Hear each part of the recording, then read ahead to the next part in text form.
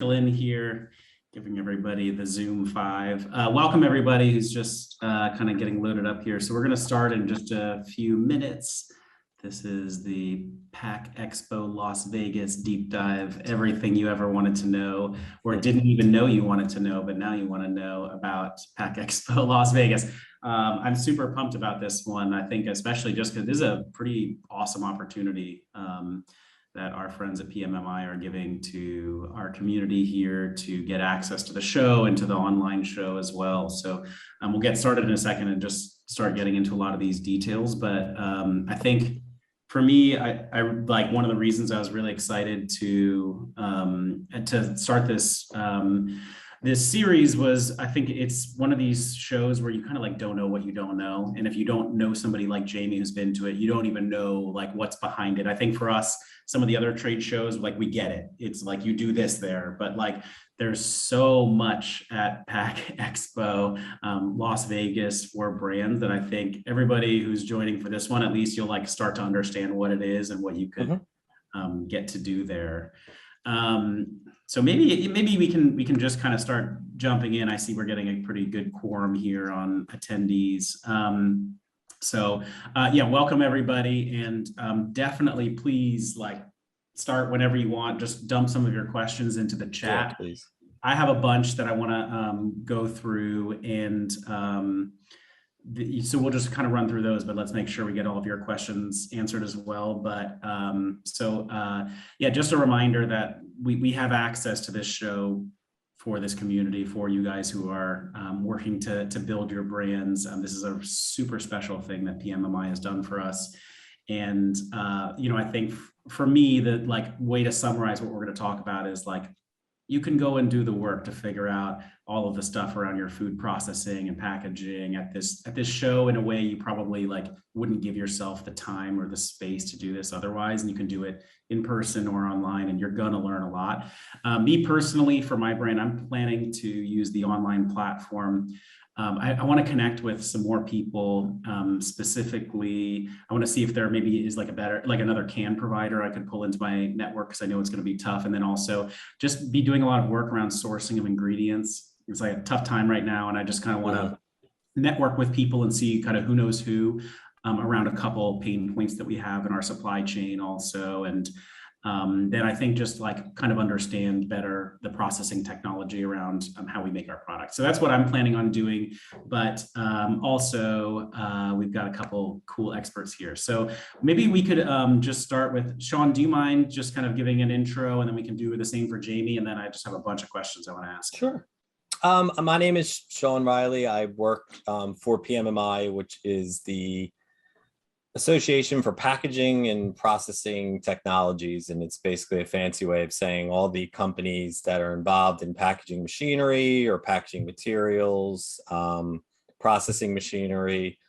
It's grown. It started as just packaging, but it's grown because packaging and processing are so integrated now, and it's even stretching out into logistics and stuff like that because the supply chain is so intertwined, as we saw during the pandemic, as things when you have gaps in there that can kind of shut down. But anyway, long story short, it kind of is an association that covers all of those areas. And we've had this trade show since about the 50s, believe it or not, called Pack Expo. And then from there, we grew to having one on the West Coast, which is Pack Expo Las Vegas.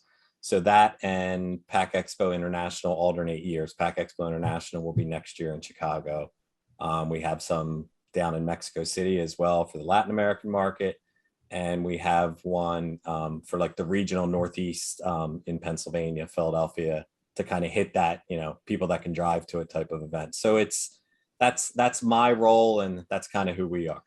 Perfect. Cool. And then Jamie, do you mind also introducing yourself and just telling everyone why I dragged you up here also? Sure, not a problem. Jamie Valenti-Jordan, CEO of Catapult Commercialization Services. I've been in the industry for 16 years. Let's see, I worked with General Mills, Campbell Soup, Del Monte Foods, and Just prior to this. My group works with a lot of startup brands, so we kind of understand that ecosphere. And we also, or I personally, have spent about a decade in capital engineering, sourcing equipment, and my largest design build of a new facility is $17 million in North Carolina that I did as a solo engineer. So I've got my engineering chops as well. So I kind of represent two viewpoints into what Pack Expo could be. Perfect. And I don't know if everyone heard me talking about this before, but like Jamie, who is a stalwart of our community, and if you're like on the operations channel on our Slack, he's just out there answering basically any kind of question that you have around like commercialization or ops. Like he'll either know the answer or know who does. So I asked him if he could join for this, just because I think he's a good way to like translate the value of this for small brands. Jamie also, so 𝗂𝐿𝐵, his company has helped me in my beverage business that we're launching now through finding a co-manufacturer, figuring out where we're going to source all the ingredients, working with to identify a can provider as well, who can do what we need them to do given the specifications of our product. So basically everything getting the launch, and he's been to Pack Expo 8 or 10 times, he said. And so I think because he's worked inside of the brands and then also now working with I think like maybe 50 to 70 now that you and your company have been consulting with catapulting, right? I read your newsletter today. And so just a really good way to help us kind of translate it and bring all the benefits back of the show, which, you know, I think we all know is new to most of us, back to like, let's translate it back for the small brands and kind of understand the value is, because there's a ton there. And I think really just a great, you know, use of everyone's time to understand where that is. So just to jump right in, Sean, so I know you mentioned it kind of briefly, like, you know, what Pack Expo is, but can you just go a little bit into more detail for probably most of the attendees who have never been and probably know the name of it at this point, but not much else, like what is Pack Expo Las Vegas? What are the main things that you guys cover there? And, you know, who do you see attending? Okay, so sure, off the top, Pack Expo Las Vegas and Healthcare Packaging Expo, it's a trade show that's basically providing 1,500, you know, I'll give you the company line, the 1,500 suppliers and exhibitors. They're providing those exhibitors or access to those exhibitors for attendees. And the attendees usually make up consumer packaged goods companies, which we can get into the range of different people that attend. But it also is, I've actually like to call it it's kind of like the world's largest packaging and processing classroom, because it has a series of innovation stages and networking events that allow people who might be newer to the industry or might be looking for a new technology to sit in on I think we're up to 80 different educational sessions that are all free and part of the registration, you know, getting into Pack Expo to begin with. So there'll be a lot of instances where people will be explaining technology more in depth than you might not have known unless you literally visit 1,500 booths, and 1,500 booths can be a little bit daunting. We pretty much get almost any vertical audience you can think of, up to over 40 different, you know, food, beverage, snack, all the way across to chemicals and cleaning supplies and health and beauty, and basically anything that can be processed and put into a package. And I think that's something that just as a little, like, I come from a newspaper background, and I ended up writing for a packaging trade magazine. That's how I got in here. And you still try to explain to people, you know, what do you do for a living? And you're like, you know, you work for packaging, and you say package, people expect brown box or something like that. And it actually, and you guys and the people that are on this will know, it's a world that you see in the supermarket and kind of take for granted, that when you go in there, it's everything in there is full of these packages. So coming back to Pack Expo Las Vegas, it's basically a way, and it's going to be the first time in almost a year and a half because of the pandemic, where we're going to kind of bring together, you know, 18,000, 20,000 people from the CPG attendee side of thing and the exhibitors who have these solutions, and kind of get them together so that they can work together on, you know, improving each other's business. Yeah, go ahead. If I could add just a little bit to that. I mean, one of the one of the good things is that with all of those people there, you may have 3 to 5 groups that you're working on, like say sourcing cans from, and they may all be located there where you can go find them, visit them, brief them on your project, negotiate, kind of what it is you're looking for, as well as learn from not only their sales guy that's going to want to be the one that talks to you, but they'll bring over their technical guy and kind of their management guy to kind of make things happen all on site. So in an afternoon, you can knock out probably 3 months worth of back and forth. It's actually, it's funny when you say that, Jamie, also because like I have tremendous respect for like how much Jamie knows and what his team can bring to you also. But I see like, because they're consultants and they help connect us with like can providers. I know how long those back and forths can take. Like everyone has a lot on their plate, and it can be like, okay, I send Jamie an email and then he gets it a couple hours later, but then he sends the message over to them and then takes them a day and then it comes back. It's sort of like a game of telephone, right? Where you can just go there, like get people down and spend a couple days. Everyone is there for this working session. Just get it done. Yeah, and it gets it back to we've kind of, particularly recently, but even before this, you lose that face-to-face interaction and the conversations that can build relationships, but also will help you get the knowledge quicker, like you said. So basically, you're learning in 3 days what you might be able to research on the internet over a week, or you might via phone call, stuff like that. So yeah. So one question that we just got right off the bat, which I guess one probably a lot of people have, is so somebody said we're producing in-house, but now we want to look for a co-man for our convent line. Is this a place where we could find potential co-mans? Yeah, we actually we partner. We have a pavilion of different associations, and one of them is the Contract and Packaging and Contract Manufacturing Association, and we work with them throughout the year. So they're on site for that very reason. There is so many people that this is a startup CPG. You're a startup company, and you don't even know where to start. You go to them, and they can provide a solution to you, kind of out of box. So we have Contract Packaging associations that might be even more specific, like the Tube Council, things like that, little niche associations that would line up with pretty specific products that you might want to produce. Got it. Sean, what's Pack Match? Like you have a program that matches up suppliers with attendees? Yeah, Pack Match is a thing that if you register on the website, and we have a comp code for everybody, startup, START up CC exclamation point.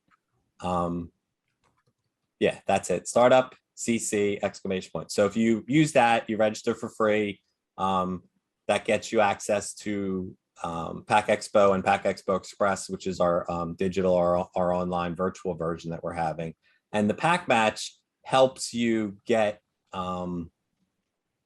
basically aligned with suppliers or experts that can put you with suppliers that provide what you want. So instead, and this is ahead of time, so it's something that you will know if you're going to go in person or if you're going to go virtually. You will know ahead of time.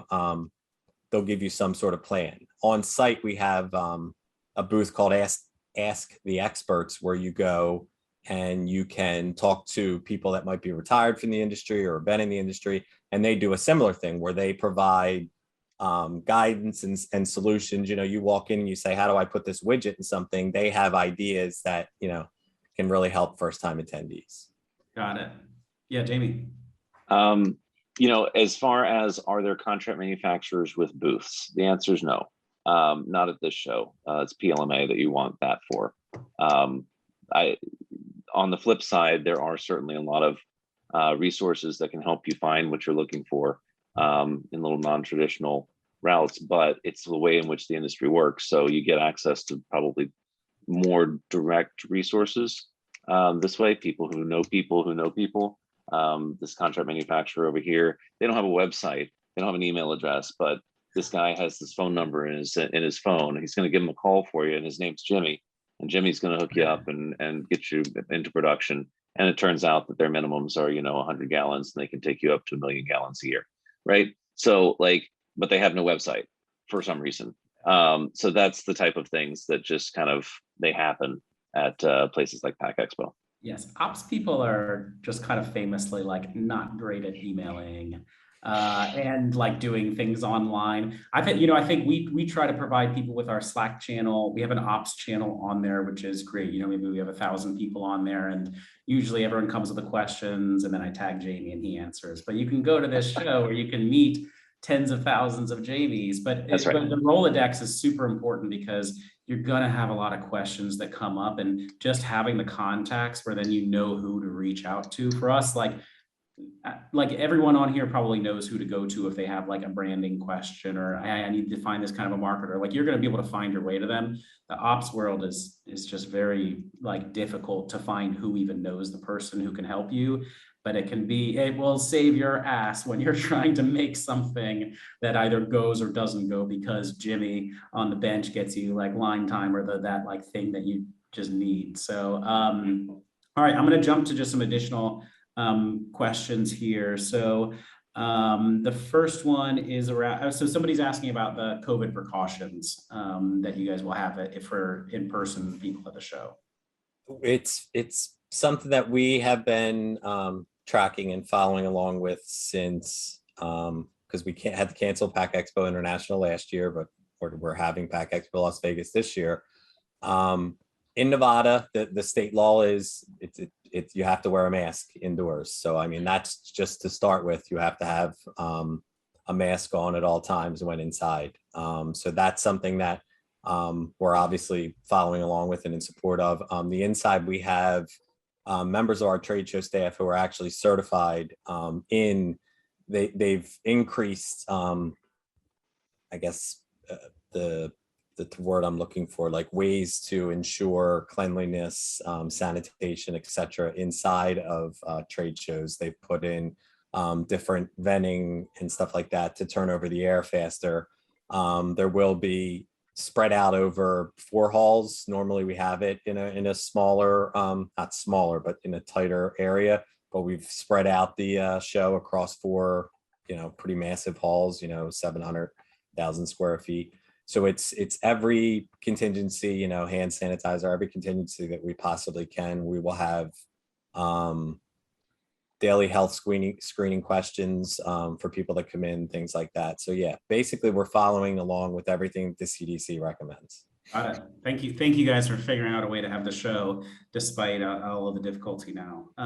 Okay, I'm going to just roll to the next question. We had actually 2 people kind of submit a similar one, which is, I think, a good example for us to like talk through for how you might figure something out like this at the show. So sustainable packaging, like if you take the example of, a brand in our space who maybe is in like a single serve bottle or jar or like, a plastic wrap or something, like, do they have a good chance at coming to the show and figuring out a more sustainable kind of package that they could be in? Is it like, I'm going to come there, I'm going to see like some new kind of package that maybe I should start considering, or more, I'm going to meet people who could tell me about it.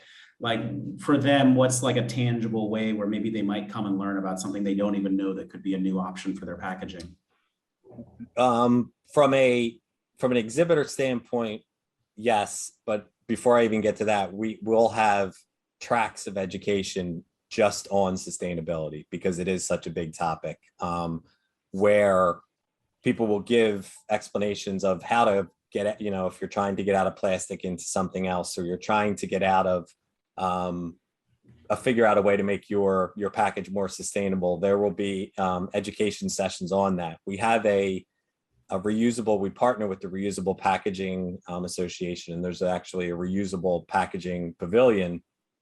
And in and around that, we have companies that are basically marketing products that they know are sustainable and are going to increase sustainability, even beyond just materials and things like that. But it's gotten to where, machinery that's going to use less energy or not going to have to run the whole time, so that you're not going to be burning up, gas, electricity, carbon, things like that. Wastewater, things, there's a whole bunch of different things that I can't even think of off the top of my head that are covered both education wise and exhibit wise. There specifically, I think if you go onto the website, there is a specific section for all sustainable companies that lists all the vendors that have sustainable solutions. There was also a comment in there about compostable packaging to replace a plastic jar. I'm going to get on a soapbox temporarily just because I do this from time to time. If you're looking for something to prevent the transference of moisture, oxygen, and light into your product, and you would like it to break down in the presence of moisture, oxygen, and light, namely compost, then there's a logical inconsistency there.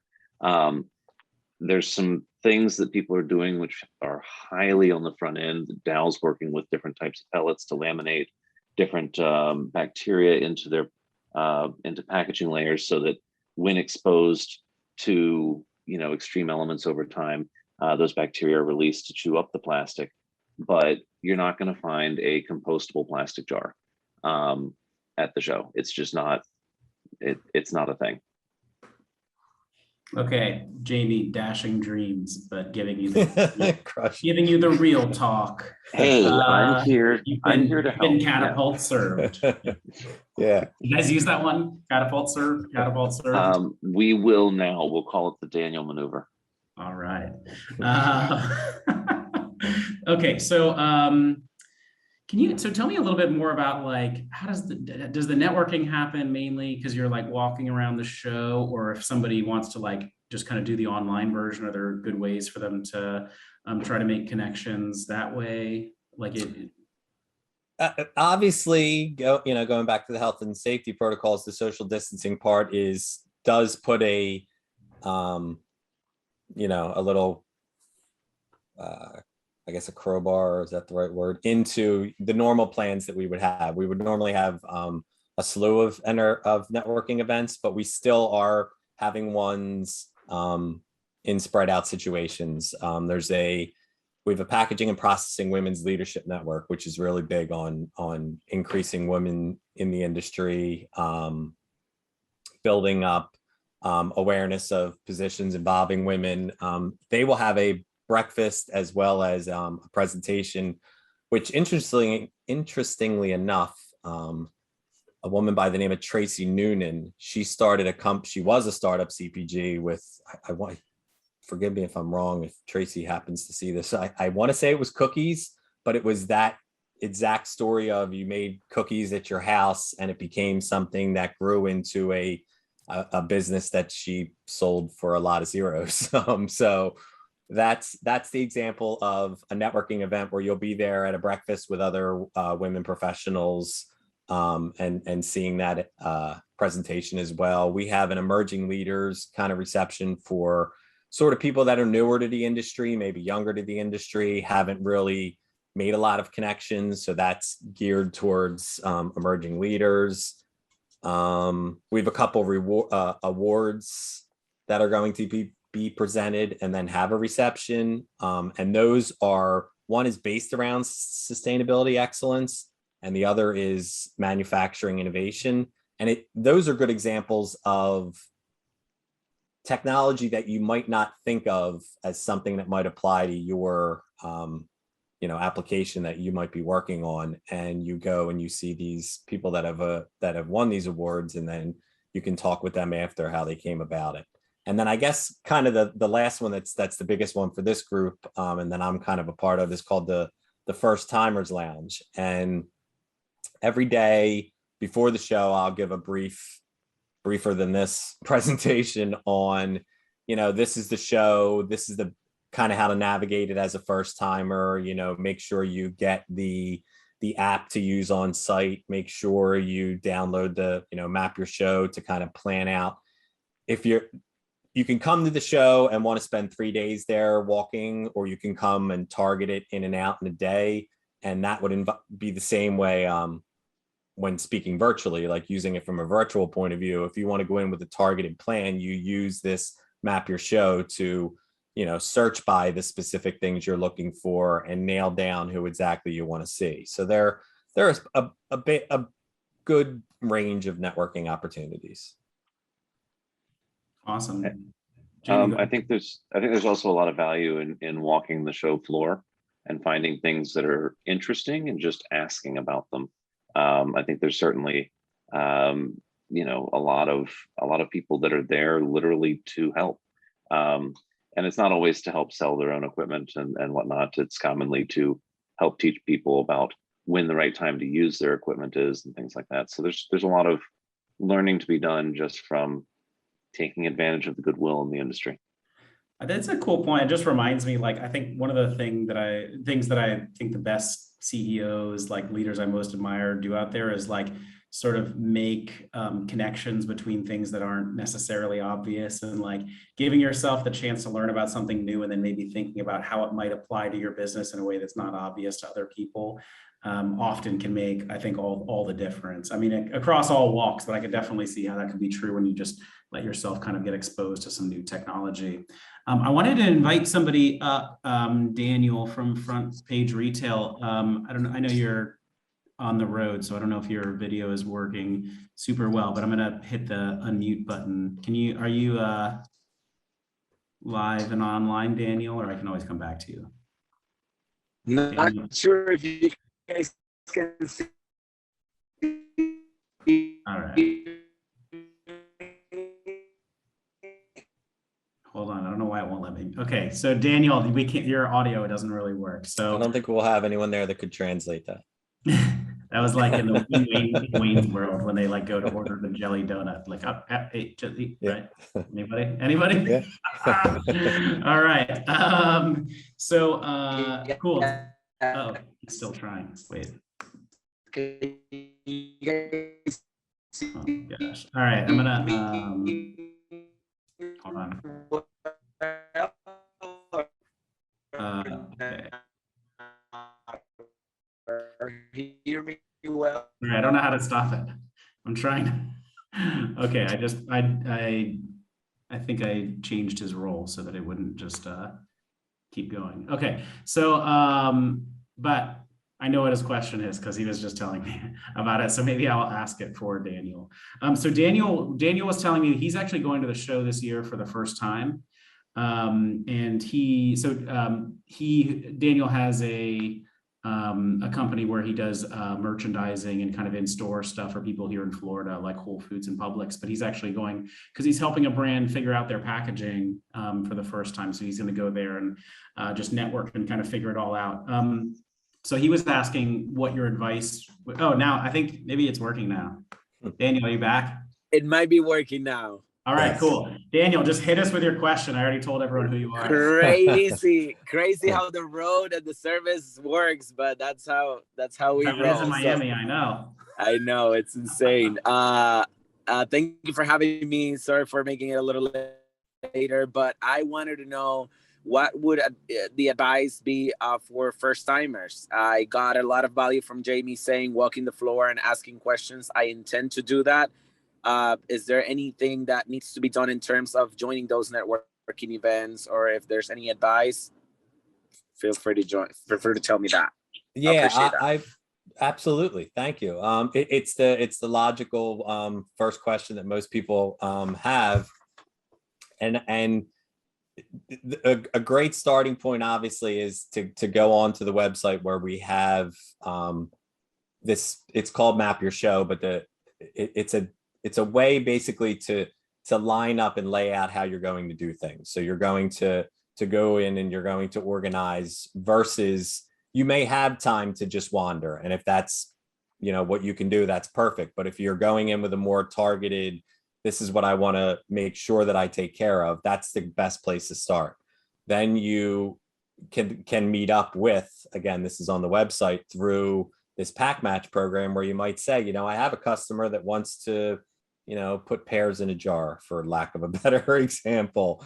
And they will be able to say, well, this is a person you want to talk to about the materials. Here's a person you want to talk to about automating. Are you looking to go how big, how small, like how fast? Those are the types of answers you can kind of get ahead of time which would be super helpful for a first timer. And then the actual navigating of it, even after you're there, you can pop up to the first timers lounge where we have people that we're actually going to have editors from our PMMI Media Group magazines who, you know, as editors are kind of experts on covering all this technology that's new and may have insight into solutions that aren't the type of thing that everybody might not know unless they've, you know, seen the publications. So these are just a bunch of different avenues that I would suggest as a first timer to kind of get your feet wet before you get there, and then once you start moving around. Awesome. That's very helpful. When it comes to a secret, something that's like hidden in the show that you would wish a lot of more people know, what would you say it is? That's a good question. A secret? Like a hidden gem. A secret back room that yeah. One thing that I was going to actually see if, because as someone that attends it from the other side, I'd be curious to see what Jamie has to say. Sure. Most of the booths at right around 4 o'clock will become less formal, and generally speaking, the Coronas and other such things will start flowing. So yeah, it's worthwhile to hang around, especially during that time frame as well. Not only to finish up your existing conversations, but kind of float from booth to booth and get a chance to walk around within the booth, because they kind of drop the walls. They're not, you know, guarding the booth, so to speak. So you can kind of walk around and meet their materials and take things like that. So it's a hidden gem in that you can get some more intel. Jamie, I wonder, like, I guess one thing I want to make sure that we kind of do through the, you know, whether it's specific to just this specific expo or not, but just about, like, you know, brands, I think, paying the appropriate amount of attention to opportunities that they have in processing and packaging in general. Like, some of the brands that you've worked with, have you seen some of them maybe like come to you because they didn't pay enough attention to ways that they could have improved their processes or like packaging early on, and like, you know, how could they have like fixed those mistakes kind of early on? I don't know if it's specific to the show, but I mean, any like big mistakes you've seen brands kind of make early on? That would be telling. I have plenty of war stories, but you know, I think I guess, and if like, I'm, you know, in my head, I'm like thinking about like a 1 to 5 person company right now, you know, just like not some of the mistakes of companies that we both know, but like, you know, basically like for people in the audience, like what might they be messing up right now that they haven't thought about right now, whether it's beverage or food or. I think a lot of people think about scaling their processes, and especially their packaging processes, as doing what I'm doing by hand in small scale larger. And that's not at all how you go about scaling. You have to know what the large efficient ways of doing things are, and then scale those down to the scale that you're at. And so by that, I mean, if you are currently by filling up a pitcher and filling each one of your cans individually, you are not going to have 20 people with pitchers filling each can individually. You're going to buy a small little rotary filler for your beverages, because that is the appropriate scaled down version of the 2,400 unit per minute. Yes, that's 40 units per second filling machine, right? So you scale it down from there. So then as you grow even further beyond that smallest possible scale, it's very simple to translate up, and you don't have to do as much R&D. And what R&D means literally guess and check in many cases, right? It means, I think this works. Great, let's run it on this. It doesn't work. Is it something that I can salvage by getting another piece to make it work? Or is this completely the wrong methodology? Throw it in the garbage. We got to buy a new machine, right? Mm-hmm.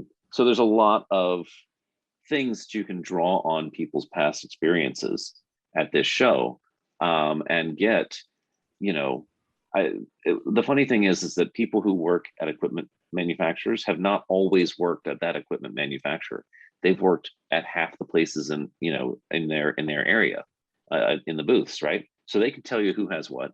They can tell you what works on what, and whether or not the equipment that they have is actually the best way to do something, right? So if you want to cheat and avoid having a process guy that you have to, a process, consultant. I am a process consultant, but if you want to cheat and get your answers for free, you go to the show and you ask these guys, hey, I'm making carrots in lemon broth for some reason, right? And I want to put this into a glass jar. Who do I go talk to? Half the people there know who to tell you to go talk to. And they will direct you there. And, you pull out your little thing and say, okay, they're at 1453. I just, plug somebody, I don't know who, but you just walk over there and be like, hey, I was told that you guys do, you can help me with my carrots in lemon broth. Tell me what in the heck they were talking about. And they'll look at you funny, like, why in the heck would you do that?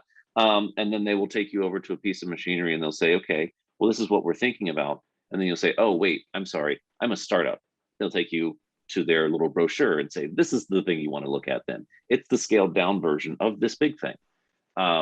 And it'll run, 30 units a minute type of thing.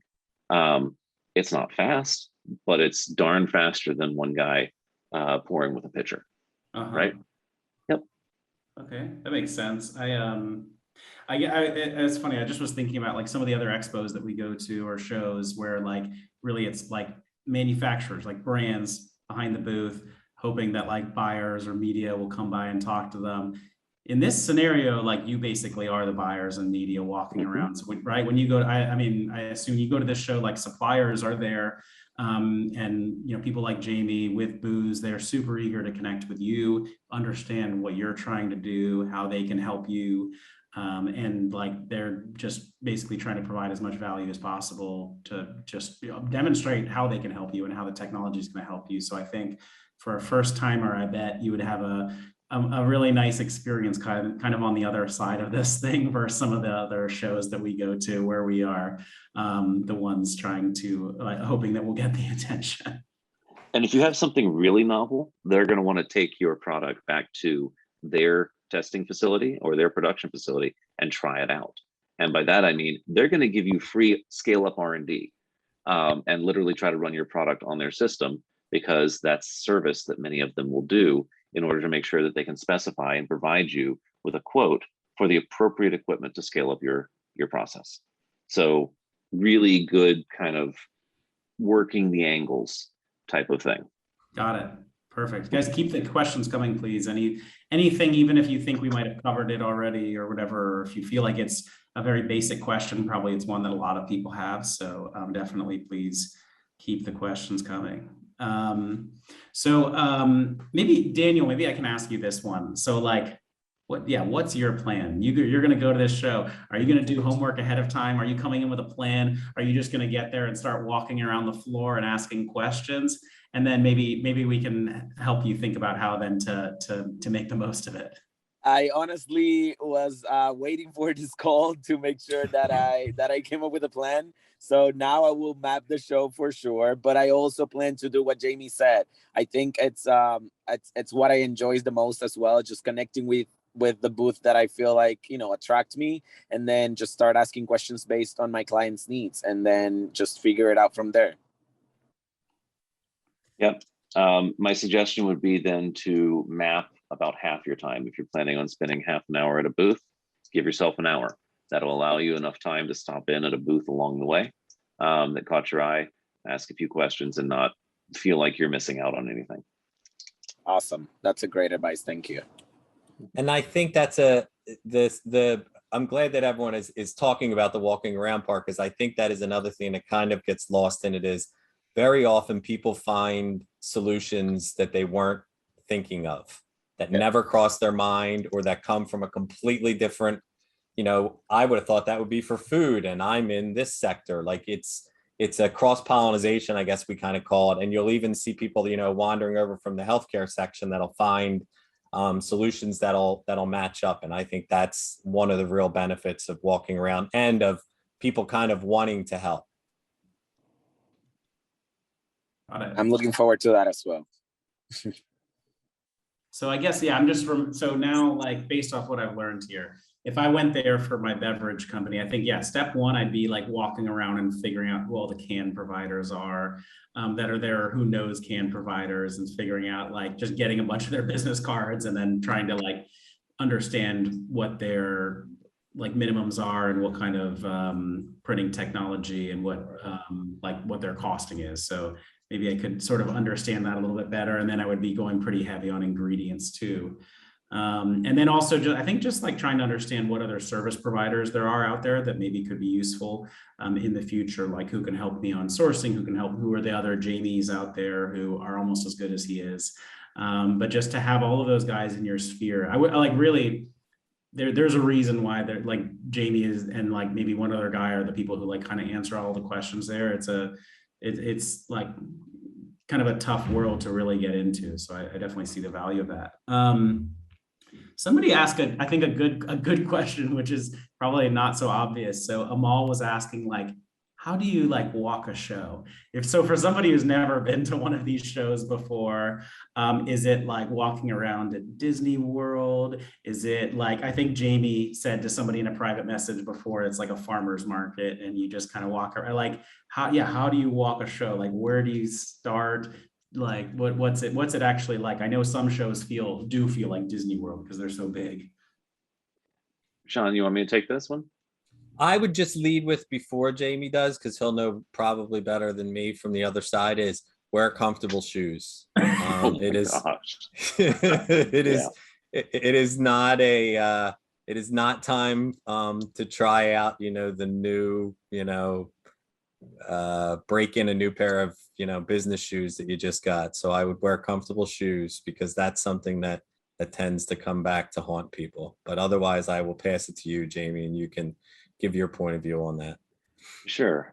So let's see here. To directly address Amal's question, I think I have to set the stage. So if you look at the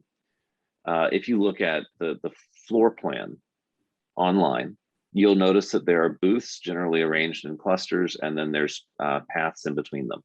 So specifically, what that looks like in real life is that there is carpet laid down in between every booth, which provides you a little path to walk through.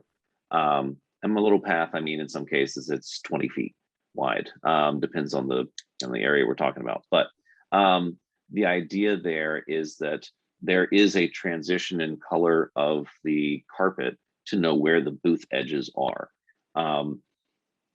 So specifically what you do is you walk up to a booth that is, caught your interest, and you step onto their carpet. And when you step onto their carpet, that's generally saying, I'm kind of interested in what you're doing here, or my feet really hurt and you have comfortable carpet. Either way, generally somebody will come over to you and ask, hey, how's the show going? What are you here for? Can I help you with anything, type of thing. And then you kind of tell them what it is that you're either looking for, or what your product is, or what the weather is that day, or whatever it takes to just pick up a conversation. And just kind of address what technical needs drove you to coming to the show.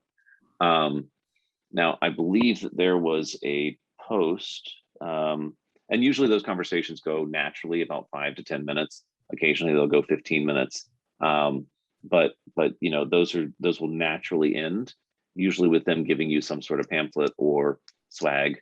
Definitely request the swag. And then you kind of move on to the next booth. But I believe the question was clarified, planning on how to walk it virtually. That's a question I can't answer. Yeah, Sean, maybe a good kind of last question that I have. Oh, and I'll mention one thing that Tina sent, but it only came to the panelists, which is they have targeted pavilions to help specific targeted industries, like a confectionery pavilion, containers and materials, processing zone. So they're kind of have themes. But so like, Sean, I know we've talked about this a little bit, but like for people who can't make it in person this year, just remind us like, okay, you get your access day one, go. How do you like walk the floor? How do you start making those connections? How do you find the educational opportunities, and how do you network? Yeah, I would go to it's Pack Expo Express. You can go to packexpolasvegas.com and get to it from there. And that's going to give you access to all the education, most of the education, the ones that are going to be recorded. But it's going to give you access to the the booths and the exhibitors that you want to see. And it would be the same idea as what you would kind of do planning it out in person. Like the wandering might not be as organic as it might be walking an aisle and stumbling upon something that you weren't thinking of. It might take a little more searching and poking. This is more of an opportunity where all these people are packaging and processing oriented, and that's why they're all brought together for this.